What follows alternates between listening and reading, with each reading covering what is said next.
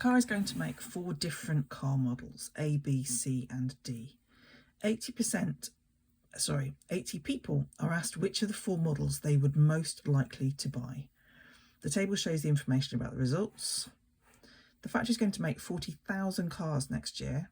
Work out how many Model B cars the factory should make.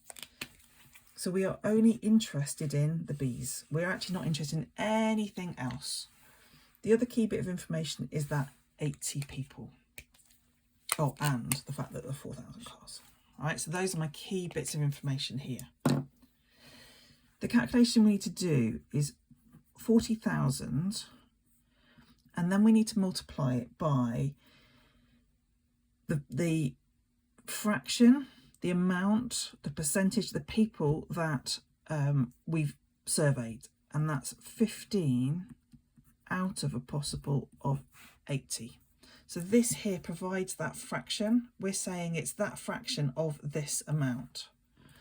So I'm going to do it in these 2 stages, but I'm going to do them the other way.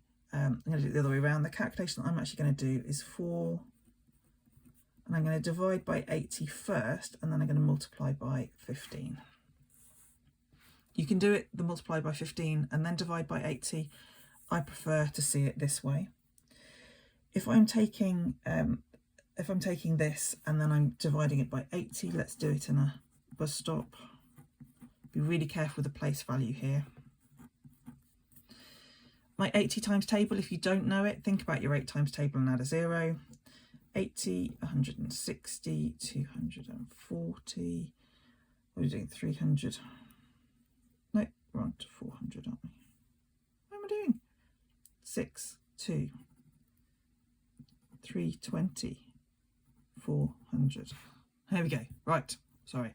1, 2, 3, 4, 5. There are 5 80s in 400.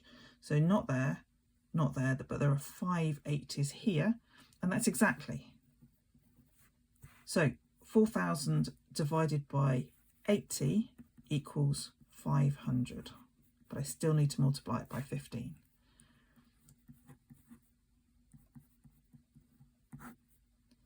Five multiplied by 0, 5 multiplied by 0, 5 multiplied by 5, multiplying by 10 now, so I start with that 0, 1 multiplied by 0, 1 multiplied by 0, 1 multiplied by 5.